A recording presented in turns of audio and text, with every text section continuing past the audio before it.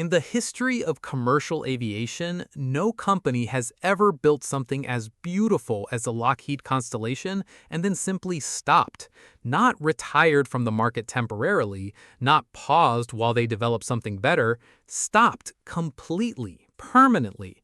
The most celebrated airliner of the propeller age, the aircraft that pilots described with a vocabulary of love rather than professional assessment, that passengers remembered for decades, that airlines operated with a pride that went beyond commercial calculation, was the first and last commercial airliner that Lockheed ever successfully brought to market.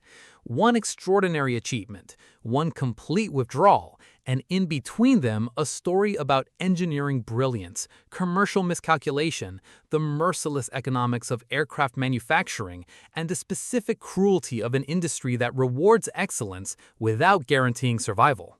Lockheed built one of history's best airliners, and then the world moved on without them. This is the story of how that happened and why it still matters. To understand why Lockheed built a Constellation and why they never built another commercial airliner, you have to understand what kind of company Lockheed actually was, because Lockheed was never, at its core, a commercial aviation company. It was a military aviation company that made one extraordinary excursion into the commercial market, produced something magnificent, and then returned to the world it had always understood better. Lockheed had been founded in the early years of aviation and had established itself through a series of high-performance designs that attracted military attention and military contracts. By the late 1930s, Lockheed's reputation rested primarily on military work, on the P-38 Lightning, which would become one of the most effective fighter aircraft of the Second World War, and on the kind of high-performance design culture that military procurement rewards, and that produce engineers capable of doing things that more commercially focused companies won't attempt. It was that culture, the willingness to attempt the technically difficult, to push beyond what the conservative logic of commercial economics would sanction, that Howard Hughes recognized when he brought his requirements to Lockheed in the late 1930s. Hughes wanted something that the existing commercial aircraft market couldn't provide.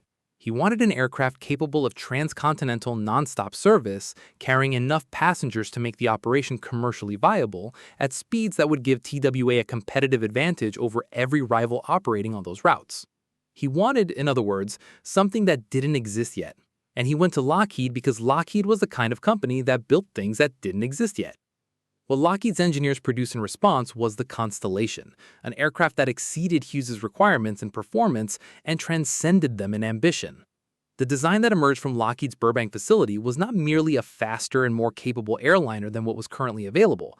It was a statement about what commercial aviation could look like when the people designing it decided that beauty and performance were not competing values, but complementary ones.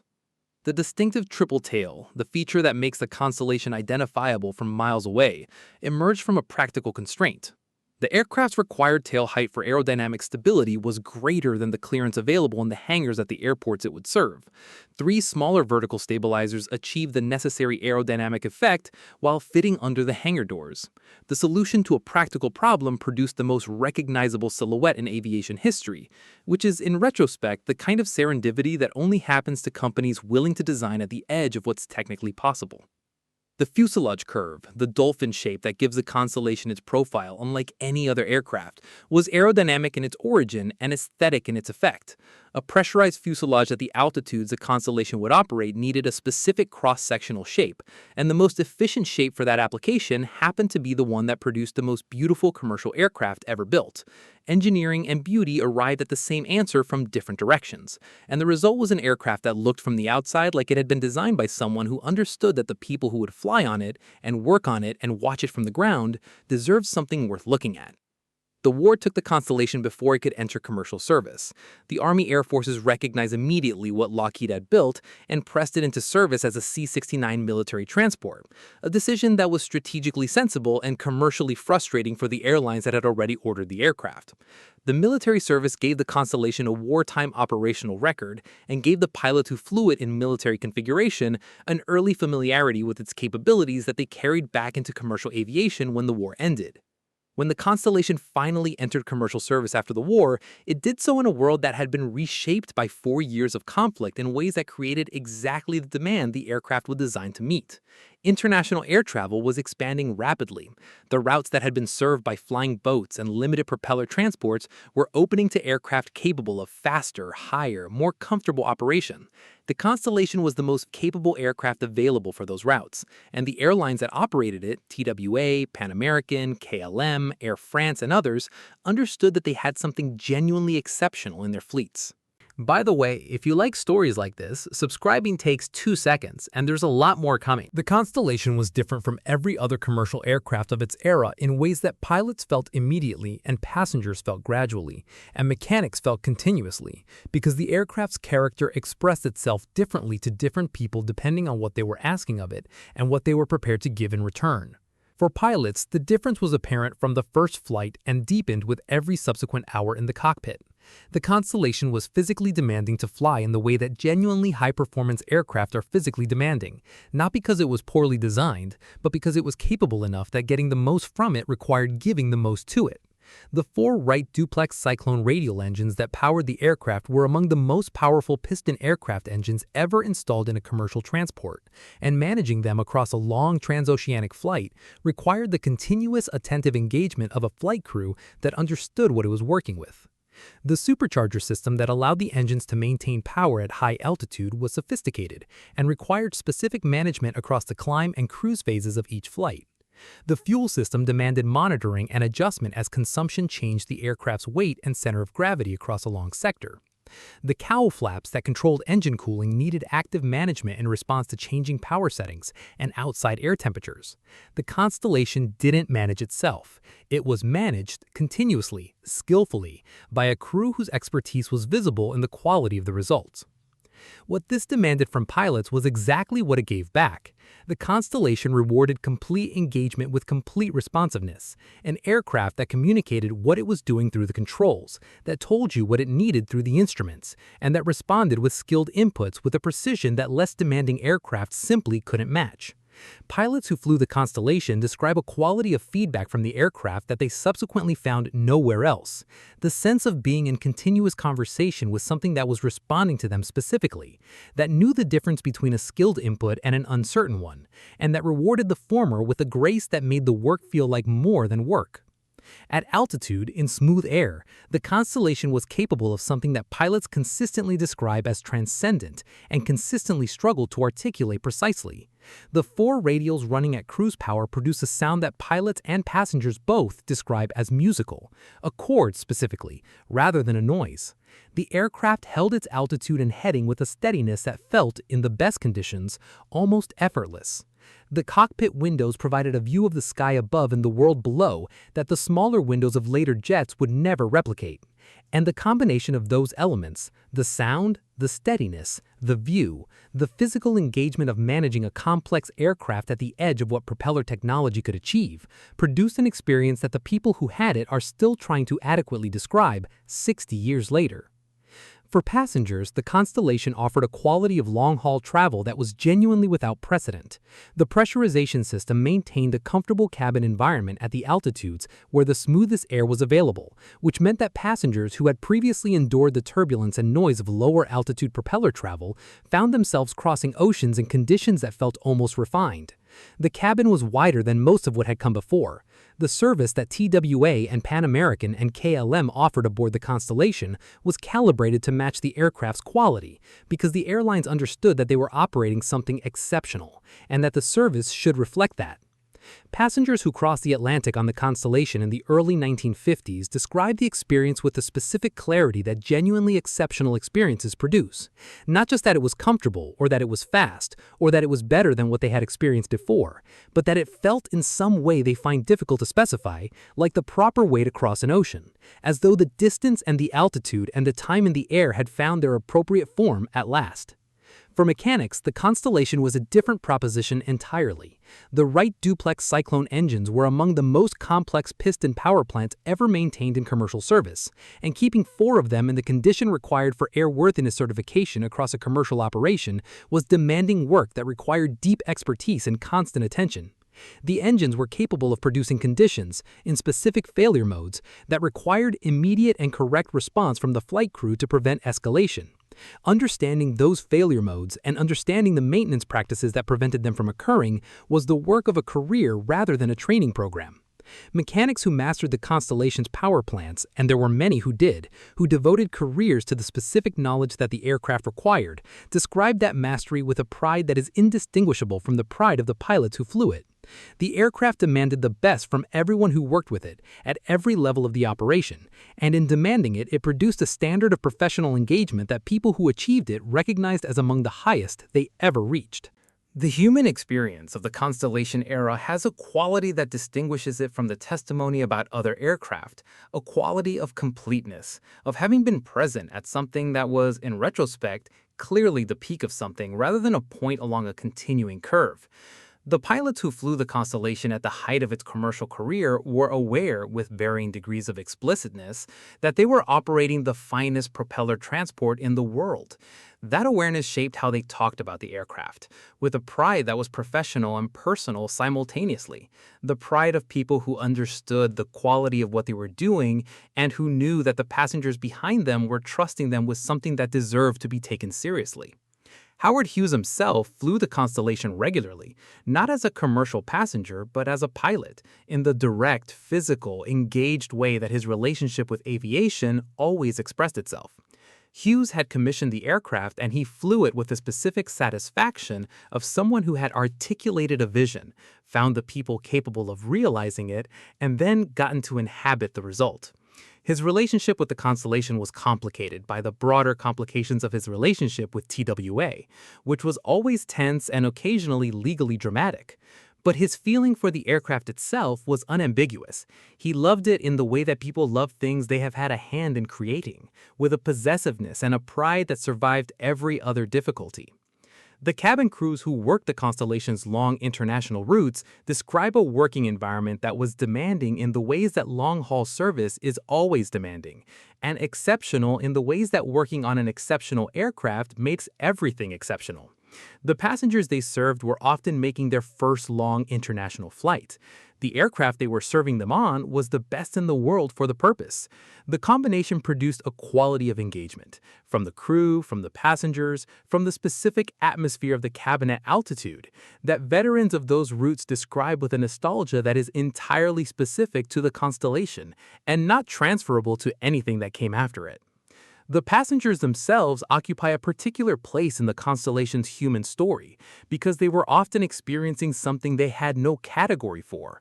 Long-haul commercial travel at this level of comfort and speed was genuinely new, and the people who encountered it for the first time brought to it an openness and an attention that familiarity eventually removes.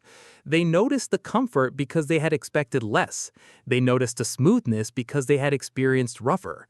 They noticed the beauty of the aircraft because they had not yet learned to take aircraft for granted. And what they noticed, they remembered, in the specific way that first experiences of genuinely exceptional things are remembered, as benchmarks against which everything subsequent is measured. The conflict at the heart of Lockheed's commercial aviation story is one of the most instructive in the industry's history because it demonstrates that the ability to build an extraordinary aircraft is a necessary but not sufficient condition for sustaining a commercial aircraft business. Lockheed had built a Constellation and its successors, the Super Constellation and the Starliner, on the foundation of Howard Hughes's original commission and the subsequent orders that the aircraft's performance had attracted.